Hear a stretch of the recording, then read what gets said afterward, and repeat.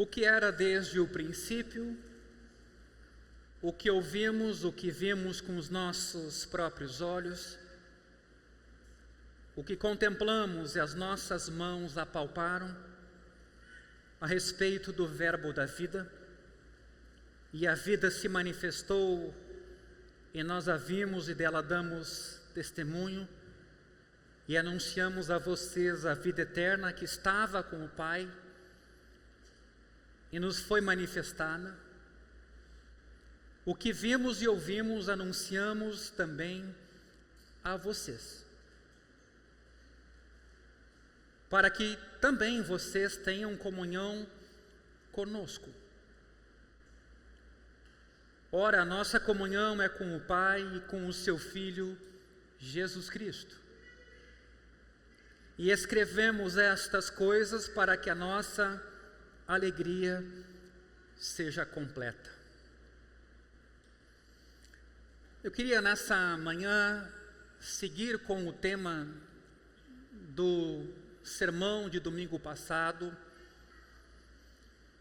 e queria nessa manhã me dedicar a falar um pouquinho mais sobre comunidade numa perspectiva cristã. Eu poderia usar a palavra igreja, que no grego tem essa conotação de assembleia, reunião, mas eu estou sendo um pouco mais específico e usando a palavra comunidade, porque a igreja não é só uma reunião, não é só um encontro, é um povo, é uma família, é uma comunidade.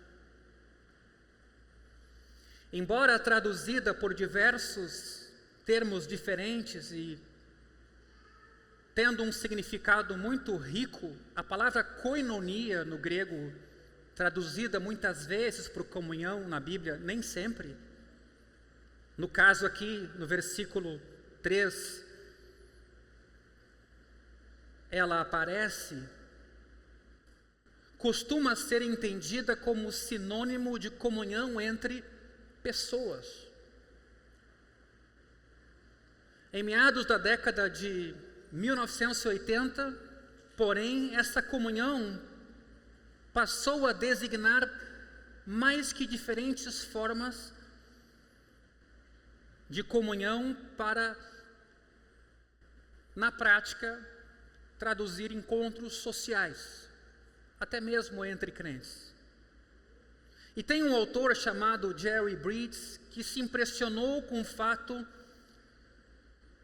dessa divergência de a gente nomear comunhão para encontros, tão somente encontros, às vezes até para tomar uma refeição, do que a Bíblia propriamente dita fala sobre comunhão num sentido bíblico.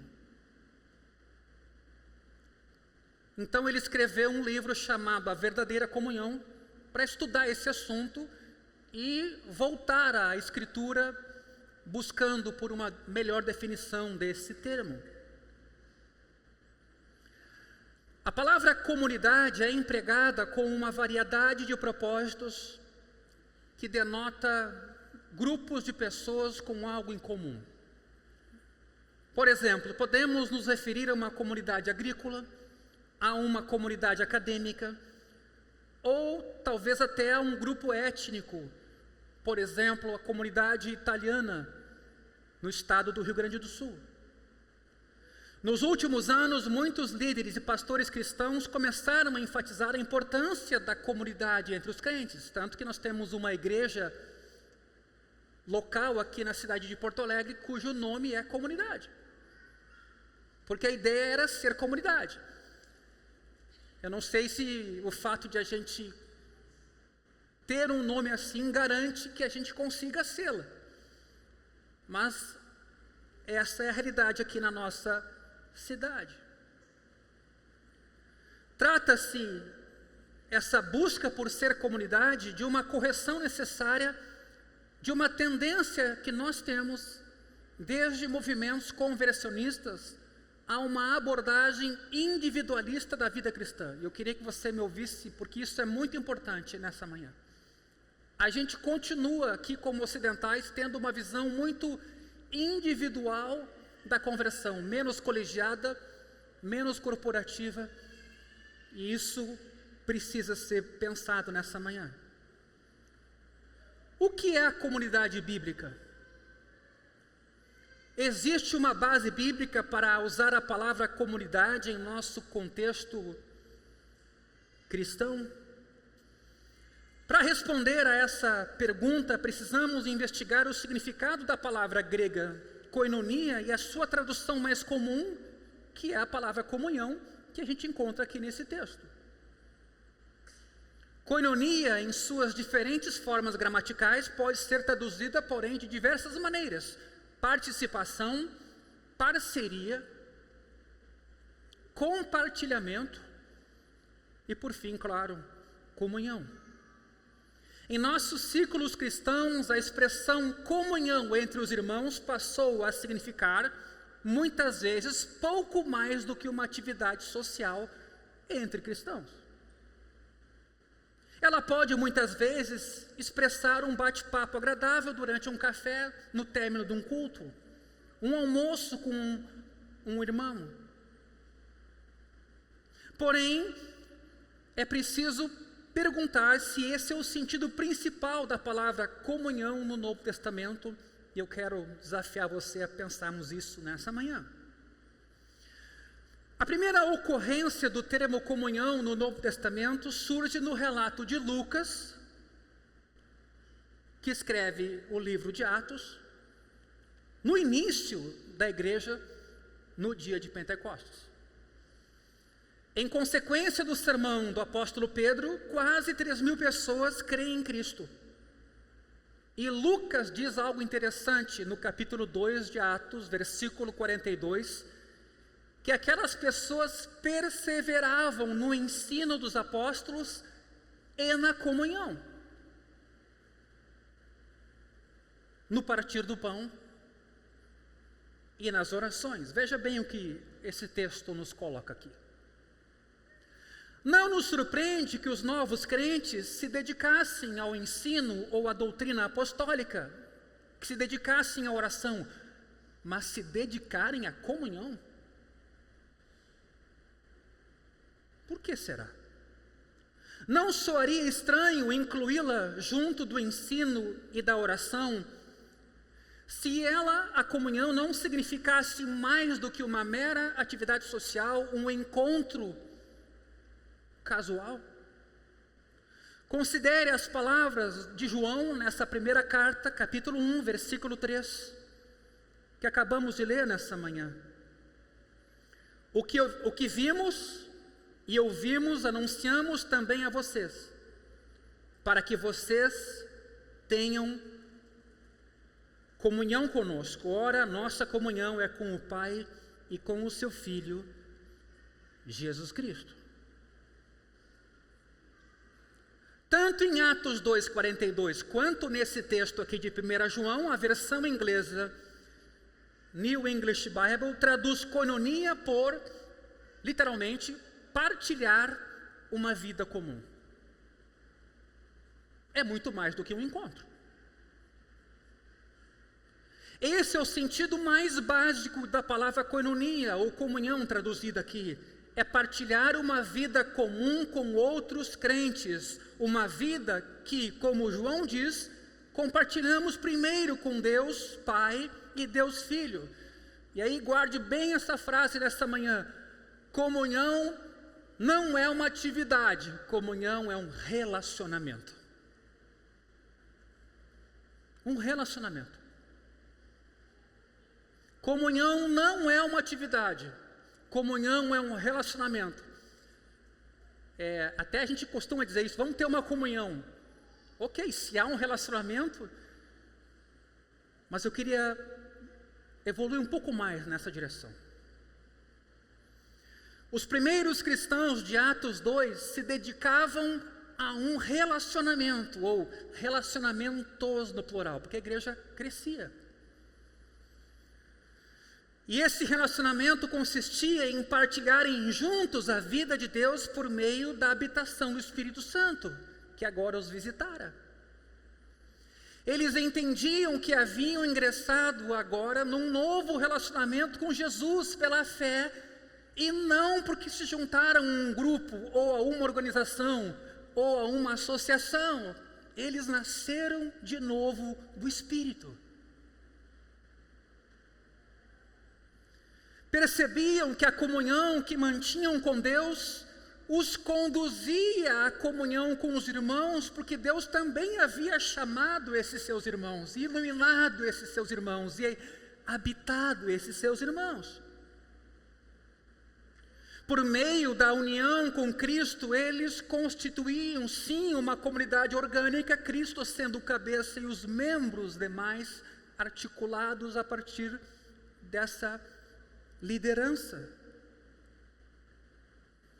Eles eram pedras vivas sendo edificadas como casa espiritual, como diz 1 Pedro capítulo 2, versículo 5. Pedras vivas, uma construção orgânica, viva. Membros coligados do corpo de Cristo. Como disse William Hendrickson, a koinonia, a comunhão, é um relacionamento em comunidade. Não se trata, acima de tudo, de uma atividade, mas de um relacionamento. E aí a gente começa a pensar na proposta, não só dos nossos cultos aqui aos domingos, mas dos grupos nas casas, dos encontros de outros grupos de interesse. O que se está fazendo ali? Esse relacionamento espiritualmente orgânico é que forma a base da verdadeira comunidade cristã.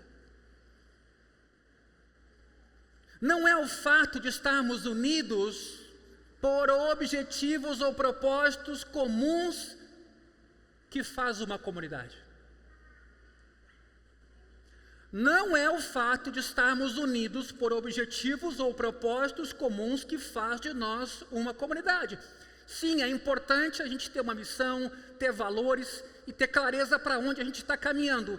Mas o que de fato nos faz um é o mesmo Espírito que em nós habita. Uma nova natureza que nós recebemos. Feitos filhos de Deus, templo do Espírito Santo.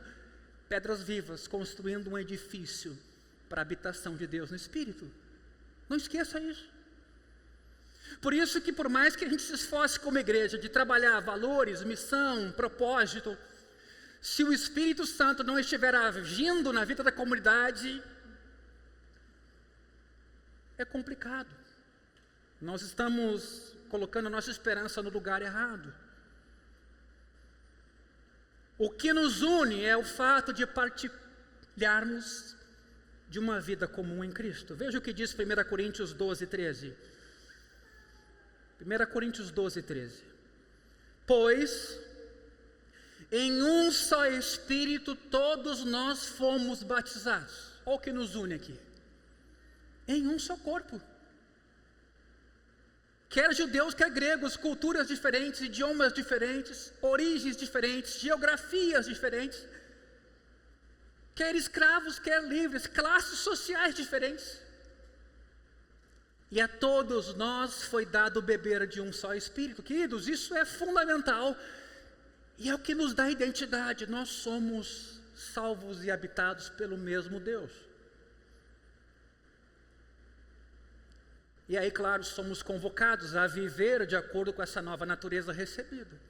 O que às vezes acontece é que a nossa velha natureza quer nos trazer de volta aos hábitos, costumes anteriores, ou a uma vida individualista, não comunitária.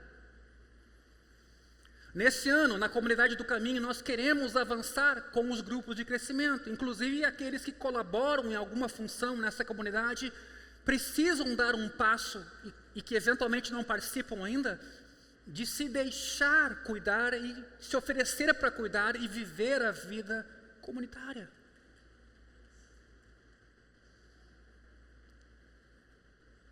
Em Efésios capítulo 4, versículo 4, Paulo também escreveu: há somente um corpo e um espírito, como também é uma só esperança para a qual vocês foram chamados. Há um só Senhor, uma só fé, um só batismo, um só Deus e Pai de todos, o qual é sobre todos, age por meio de todos, está em todos. nós não podemos esquecer essa diferença que nós temos da velha vida, em que estávamos mortos em delitos e pecados, e a nova vida, regenerados, vivificados, habitados por nosso Deus. Existem muitas organizações seculares e até cristãs cujos membros trabalham juntos em busca de objetivos comuns. Alguns desses grupos podem se chamar comunidades. Mas a comunidade bíblica vai além do que a gente vê como compartilhamento de objetivos comuns, embora também envolva isso. A comunidade bíblica é, antes de mais nada, a partilha de uma vida comum em Cristo. Amém? É isso que nos une. É quando compreendemos, aliás, é isso que une um casal no momento difícil na sua jornada. É olhar para Cristo, é saber quem eu sou em Cristo.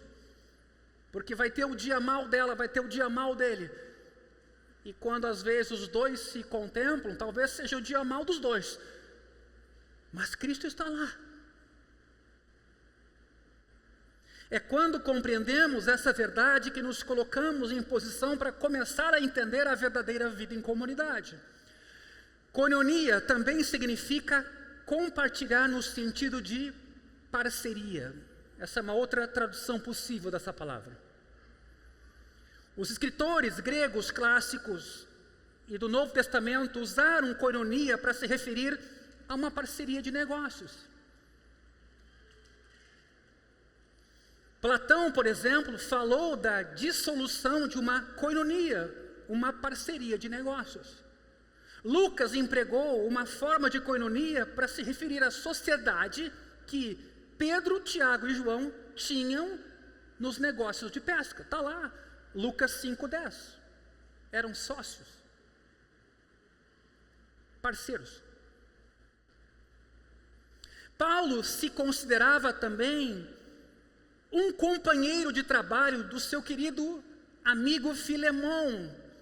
Em Filemão 17, vemos a mesma coisa. E quando Paulo foi a Jerusalém falar com os legalistas sobre o tema da circuncisão, em Gálatas 2:9, Tiago, Cefas e João aceitaram a mim e Barnabé, ele descreve como parceiros, ou estenderam a destra da comunhão em algumas versões. Quer dizer, na verdade, eles se viram como na mesma missão de Deus. Talvez Paulo aos gentios e os demais aos judeus, pregando o evangelho. Parceria. O conceito de comunhão como parceria é bastante forte no Novo Testamento relacionado à palavra koinonia. Então, veja que importante isso. Relacionamento descreve crentes como comunidade, ao passo que parceria considera a comunidade em ação. Relacionamento descreve o que nós somos, comunidade. Parceria nos olha na medida em que nos movemos em missão. A parceria empresarial sempre se forma para um objetivo: prestar um serviço ao público com lucro para os sócios. Do mesmo modo, o conceito de parceria espiritual indica que ela é criada para glorificar a Deus. Assim como todos os crentes estão unidos num relacionamento comunitário, do mesmo modo estamos unidos em parceria na missão de Deus no mundo, glorificar o seu nome, testemunhar do Evangelho aos nossos queridos amigos, parentes e vizinhos. Deus é glorificado quando os cristãos crescem na sua semelhança com Cristo.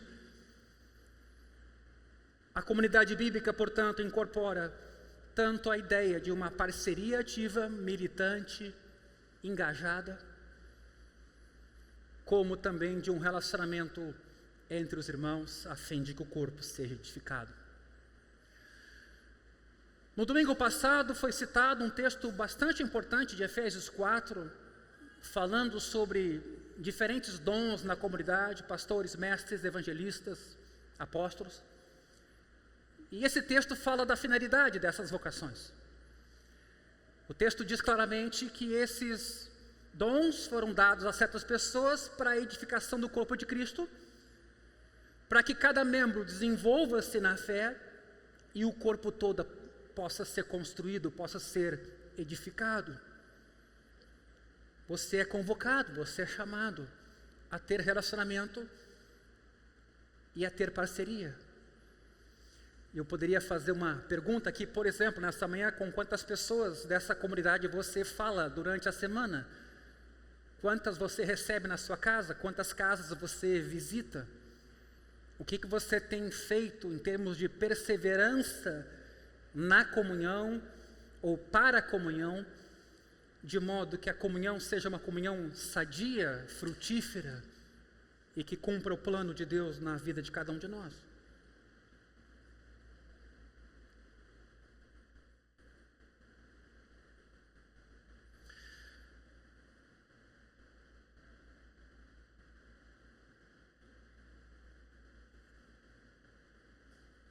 Um segundo sentido da palavra koinonia no Novo Testamento é o compartilhamento do que temos com outras pessoas. Assim como compartilhar de alguma coisa tem dois significados, relacionamento e parceria, compartilhar com tem também dois significados. O primeiro deles, chamado de comunhão uns com os outros. Embora geralmente usemos a palavra comunhão, o ato de comungar para a ceia do Senhor, aliás, domingo que vem a gente vai celebrar a ceia e vamos apresentar diáconos para a comunidade. Guarde aí na sua agenda, domingo que vem. Assim então, como a palavra comunhão também denota em algumas igrejas a ceia do Senhor, o termo também aqui é empregado para significar uma comunhão íntima, ou um compartilhamento uns com os outros em um nível espiritual e próximo, em um nível íntimo. Pode ser o compartilhamento mútuo entre crentes do que Deus lhes tem ensinado a respeito das Escrituras. Uma palavra de incentivo ao irmão, à irmã. O elemento-chave é o foco do assunto em questão, que está em Deus.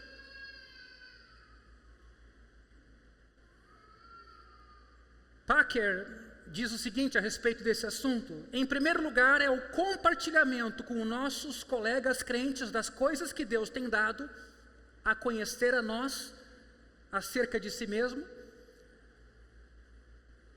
que nos dá esperança de poder ajudar os nossos irmãos a conhecerem melhor Jesus e a enriquecer nossa comunhão com Ele. Então Packer tem essa leitura de que a comunhão não é só um encontro, mas é uma contribuição, um compartilhamento de coisas edificantes. De acordo com Atos 2:5, os primeiros crentes que se reuniram na igreja vinham de todas as nações que há debaixo do céu. Eram diferentes. Antes da sua conversão, eles possivelmente teriam se relacionado como bolas de bilhar numa mesa, colidindo o tempo inteiro umas com as outras e afastando-se umas das outras. Contudo, ingressando na comunidade relacional do corpo de Cristo, começaram a experimentar koinonia e a valorizar os efeitos da comunhão na sua vida pessoal. Esse texto de Atos 2:42 oferece uma outra tradução também. Diz que eles se encontravam constantemente para ouvir os apóstolos ensinarem e partilhar uma vida comum. Eu acho que às vezes a gente tem receio da comunhão porque a gente não quer entregar quem a gente é. E aí a gente começa a usar um outro tipo de máscara, imagem. A gente dissimula e a gente até cauteriza a consciência com isso. Depois a gente não sabe quem a gente é mais. Por que a gente tem receio de se tornar vulnerável? Quer dizer, você tem um problema no casamento, você tem um problema com um filho, você tem um problema nos negócios, você tem um problema com a justiça. O lugar para buscar ajuda é a comunidade, que é uma comunidade de pecadores e que vai te acolher e que vai te amar. Você não tem que deixar a comunidade porque algum problema acontece. Você tem que correr para a comunidade quando algum problema acontece. Tudo que o diabo quer é que quando um problema acontece, você se isole, fuja, se sinta sozinho. A não ser que a gente fez da igreja uma outra imagem, um lugar de gente perfeita, um lugar de gente, sabe, que faz tudo certo. Não é, eu conheço a grande maioria de vocês aqui. Eu me conheço. Mas às vezes essa dificuldade ela existe. Se fazer vulnerável, se fazer aberto para alguém ajudar. Pois bem, talvez por isso você acaba na vida cristã, na caminhada cristã, perdendo algumas contribuições dos seus queridos irmãos, porque você não partilha da vida comum.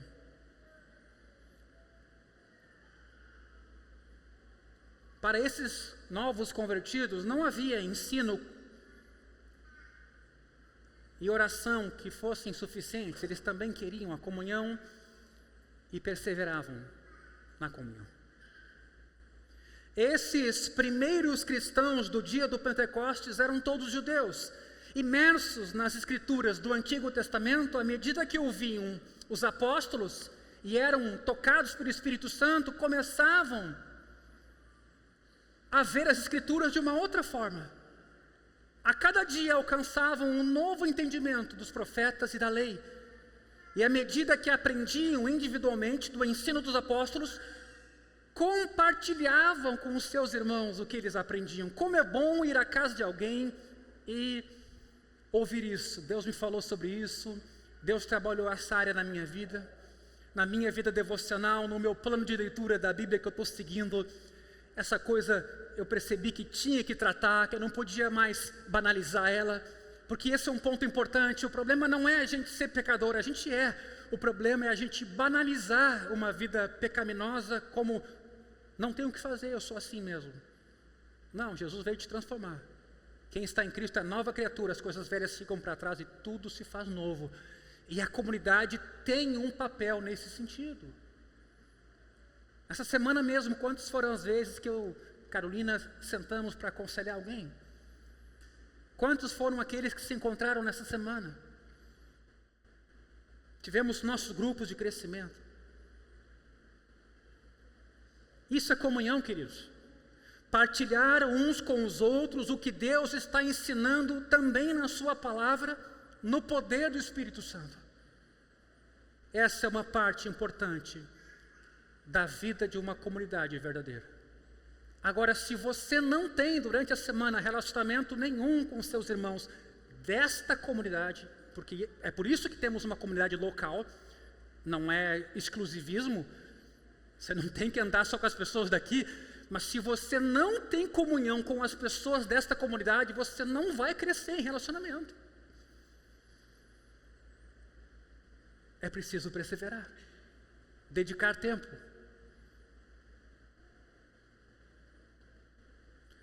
Até que ponto o nosso conceito atual de comunhão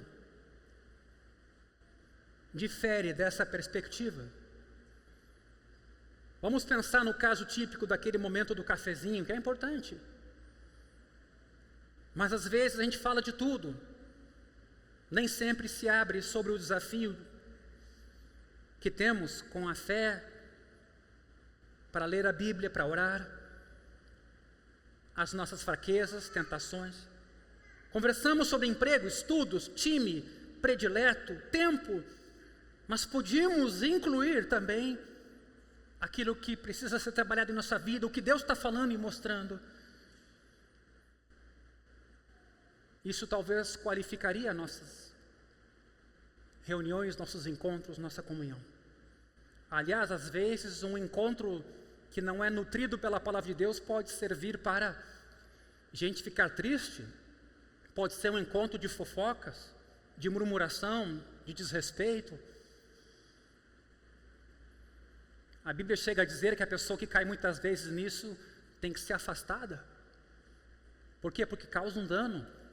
Tem gente que acredita, tem gente que é levada a acreditar em tudo o que lhe dizem. Muitas vezes o correto seria, quando há um problema, trazer aos responsáveis ou às pessoas envolvidas para que resolvam aquele tipo de coisa, não, mas há pessoas que falam na paralela, isso é degenerativo, isso é pecado, isso é ruim.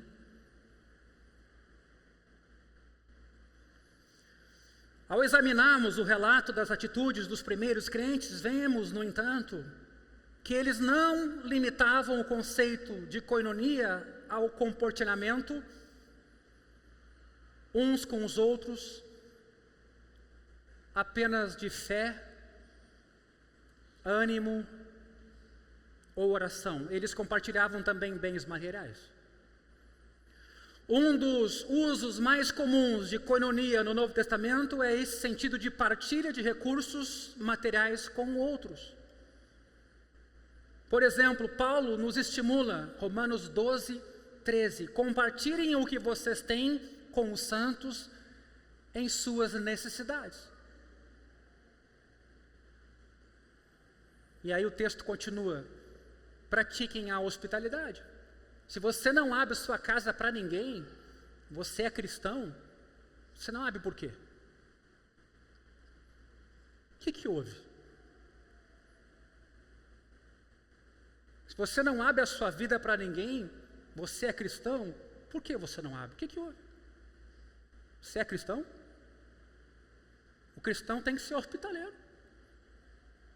O cristão não tem nada para esconder, o cristão traz as pessoas para o lugar talvez mais estável, mais seguro, mais importante de uma família, que é a sua casa, a sua moradia, aonde ele é, aonde ele está. É que nós estamos acostumados a um relacionamento tão institucional e separamos família de convívio comunitário que a gente nunca vai crescer como comunidade se não tomar consciência de que a gente ainda nesse sentido tem muito que crescer. O texto está aqui, ajudem a suprir as necessidades dos santos, pratiquem a hospitalidade. E naquela época a hospitalidade era abrir a casa para a pessoa que você não conhecia, para um passante, um viajante. Hoje não, hoje a gente conhece os nossos irmãos há anos, mas a nossa casa não.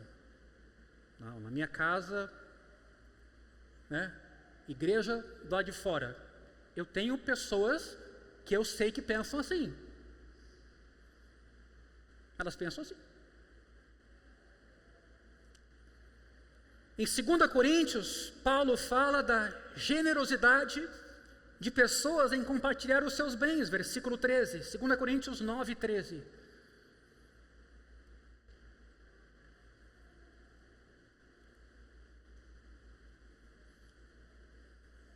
Glorificam a Deus pela obediência da confissão que vocês fazem do Evangelho, pela generosidade com que vocês contribuem para eles e para todos.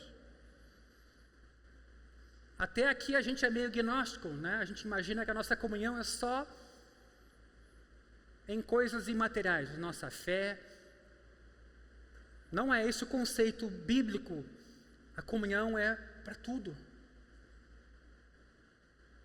Hebreus, capítulo 13, versículo 16, na mesma direção. Não se esqueçam de fazer o bem e de repartir com os outros o que vocês têm.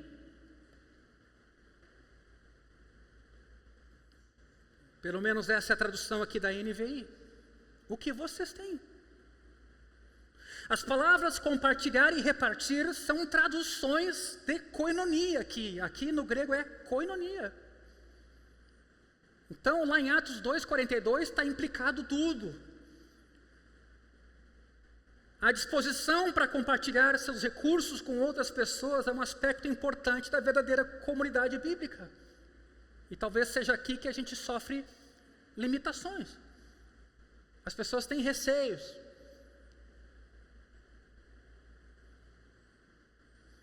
Que Deus nos ajude nesse sentido. Porque a comunidade cristã, o povo de Deus, é um povo de pecadores. A gente não deveria se preocupar quando chega na igreja com a imagem que a gente tem. A gente devia se preocupar em se apresentar tal como a gente é, pecador. Ou você acha que eu não sei? Ou você acha que eu não imagino? Sou pastor há 30 anos já ouvi de tudo, das pessoas mais próximas, das pessoas de quem você talvez jamais desconfiaria. O problema não é aquela pessoa, o problema é o que sai do coração. Então a igreja deveria ser um lugar onde a gente tem paz de ser vulnerável. Sabe que vai poder contar com a ajuda dos outros, vai poder contar com as orações dos outros. Não vai se preocupar em fazer uma imagem, isso é destrutivo.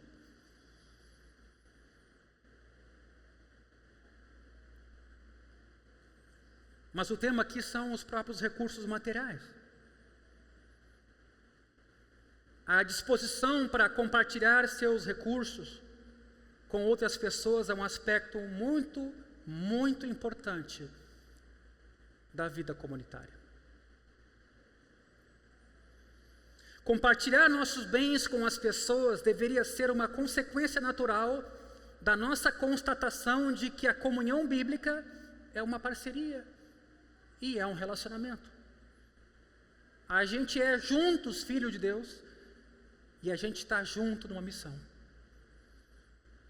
Paulo disse que todas as partes do corpo deveriam se preocupar umas com as outras. 1 Coríntios 12, 25 e 26. Olha o que diz aqui. Para que não haja divisão, para que os membros cooperem com igual cuidado em favor uns dos outros. Veja a bilateralidade aqui. Você tem cuidado de alguém, você tem se deixado cuidar por alguém. Se um sofre, todos sofrem com ele. E se um deles é honrado, todos os outros se alegram com ele.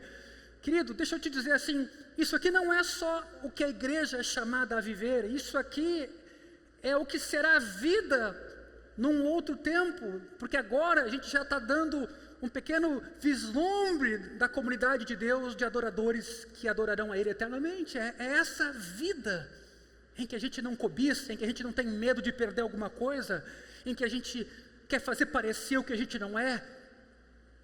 A restauração já começou aqui agora. Acolha isso para você. Embora o mundo nos pressione a viver de imagem, de aparência.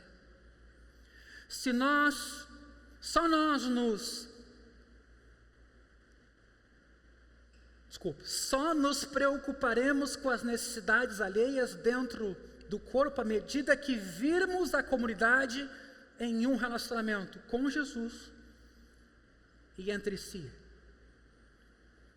A comunhão do compartilhamento com os necessitados é mais do que demonstrar pena, compaixão. Os descrentes também fazem isso. A gente lamenta, de maneira geral, a perda de alguém, o infortúnio de alguém. Mas o crente é chamado a um pouquinho mais. A comunhão do compartilhamento de bens dentro do corpo é um relacionamento tangível. É um reconhecimento de que mantemos um relacionamento de comunidade uns com os outros. De modo que quando um sofre nessa área também, todos sofrem juntos. Quando o pai ou a mãe satisfaz a necessidade de um filho, não pensamos nesse gesto como benevolência, mas há o que? Um relacionamento entre eles. Porque é interessante isso, né? A gente está ajudando alguém na rua, a gente não tem relacionamento, é um pouco mais fácil, né? Você dá uma coisa, você manifestou algum tipo de misericórdia, mas a comunidade cristã não é um convite a gente dar coisas, é se relacionar com as pessoas para quem doamos, acompanhar. Você está entendendo isso? Não é entrega uma doação e se desincumbe, não, ao contrário. Como é que essa pessoa vai continuar dali para frente? Vai faltar um pouquinho mais ali na frente? Mas isso não é atribuição do pastor, dos diáconos, somente de uma comunidade. É de todos nós. Quando você não tem relacionamento, você nem vai notar a ausência de irmãos que congregam conosco. Você não vai nem notar quem são os visitantes.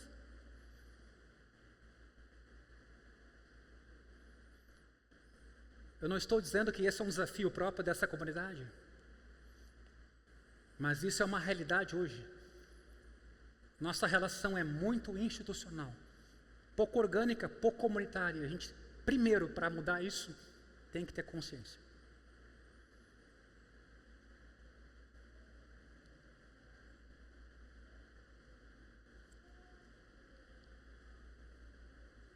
É um privilégio, ao mesmo tempo em que é um dever, satisfazer a necessidade de um filho, porque a gente é pai e mãe. Da mesma maneira, os crentes têm o privilégio e também têm o dever de compartilhar uns com os outros, como membros do corpo. De modo semelhante, em uma parceria empresarial, os sócios compartilham lucros, despesas, ativos, responsabilidades financeiras do negócio. Ninguém jamais estabelece uma empresa em que um sócio leva todo o lucro e o outro paga todas as contas. Eles compartilham igualmente o que há de positivo e de negativo. Deveria ser da mesma forma a comunidade cristã. A gente tem que ser comunidade para rir e para chorar, para vencer e às vezes para perder. Não, pastor, o crente não perde.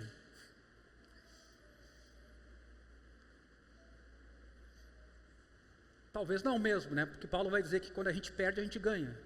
Jesus vai dizer isso também.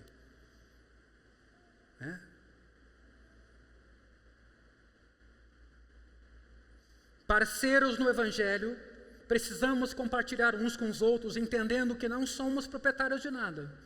E essa visão, ela precisa ser clarificada entre nós cristãos.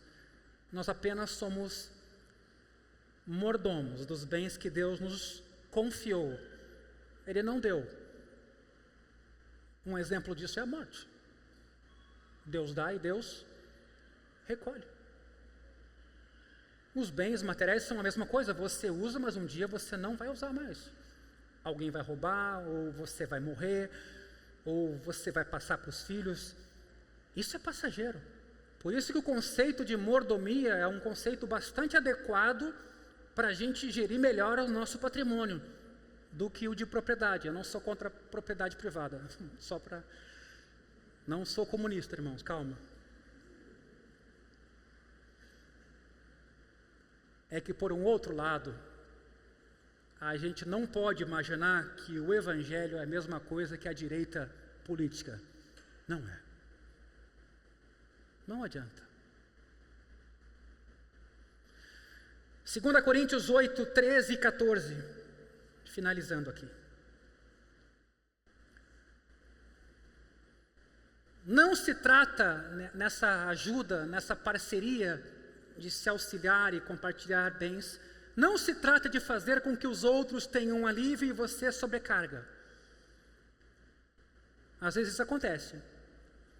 Aliás, eu vou dizer assim com toda certeza, aqui tem alguns irmãos que contribuem de uma maneira tão fiel e tão bonita que eu diria assim, colocaria em vergonha gente que ganha muito bem e que não entendeu ainda o que é as dádivas de Deus na nossa vida como mordomos.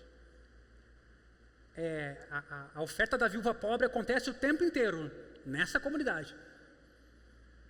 Então, às vezes, sim, dá uma sobrecarga. Pessoas se sentem mais incumbidas quando a gente convoca e chama, por exemplo, para alguma necessidade material, o que a gente faz raramente aqui. Aliás, alguém nos visitou recentemente e disse, vocês não falam de oferta? De contribuição? Não, te falaram no fim.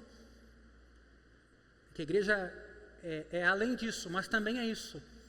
Especialmente quando a gente olha para os nossos irmãos. Não estou querendo aliviar os outros e pôr um peso sobre vocês, já que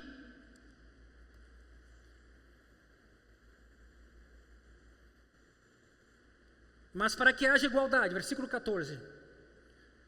Neste momento, a abundância que vocês têm supre a necessidade deles, para que a abundância deles venha a suprir a necessidade que vocês possam vir a ter. Assim haverá igualdade. Paulo previa um fluxo contínuo das posses dos crentes em direção aos necessitados. Isso aqui não tem nada a ver com comunismo ou com a ideologia de esquerda. Isso aqui é evangelho. Isso é o funcionamento prático da coinonia. Paulo então incentivava os crentes coríntios a ter comunhão com cristãos que nunca haviam encontrado nem encontrariam. Como é que se dava essa comunhão? Mandar oferta lá para os crentes pobres da Judéia. Muitos crentes sequer foram à Judéia, mas deram oferta para que essa oferta chegasse lá. Não tomariam café com eles, não comeriam rosquinhas com eles. Eles poriam a mão no bolso para satisfazer necessidades básicas dos seus irmãos na Judéia, compartilhando vida de Cristo na forma de bens. Finalizando, vemos então, queridos, que a relação entre os conceitos de comunidade e comunhão é tão íntima que não podemos ter uma comunidade verdadeira a menos que pratiquemos uma comunhão verdadeira. Na verdade, os vínculos que unem os conceitos de comunidade e comunhão são tão estreitos que comunidade e comunhão poderiam ser palavras usadas como sinônimas. Isso porque o que determina o caráter e a aparência da comunidade é o que ela faz no que diz respeito à sua comunhão. Assim, queridos, koinonia é um termo usado no Novo Testamento para expressar essas 4 dimensões: relacionamento comunitário, parceria, comunhão em que eu animo os meus irmãos e edifico a vida deles, e compartilhamento de bens materiais. E esse texto que a gente leu logo no início dessa mensagem fala exatamente de uma disposição de João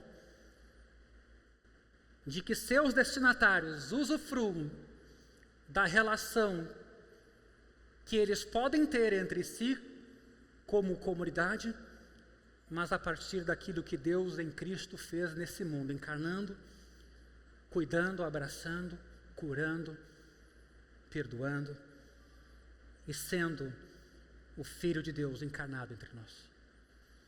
Então, nessa manhã, eu sei que isso implica em mexer com nossa agenda, isso implica em mexer com nossas prioridades, isso implica em mexer com a nossa zona de conforto, mas esse é o Evangelho de Jesus. Ele abarca a nossa vida toda, não só nossa intelectualidade, afeto, mas nosso corpo, nosso trabalho, nossa casa e tudo o que nós somos. Jesus quer tudo de nós, porque na verdade Ele nos deu tudo isso e pode nos dar muito mais. Não tenha medo de perder. Confie no provedor de cada dia. Por isso que a oração do Pai Nosso está lá. Dá-nos hoje o pão de cada dia. Eu sou lembrado de que toda boa dádiva vem de Deus. Não tenha medo. Não se desespere. Jesus mesmo disse: basta o seu dia ou o próprio mal. Confie que Deus cuida de nós. Baixa a cabeça.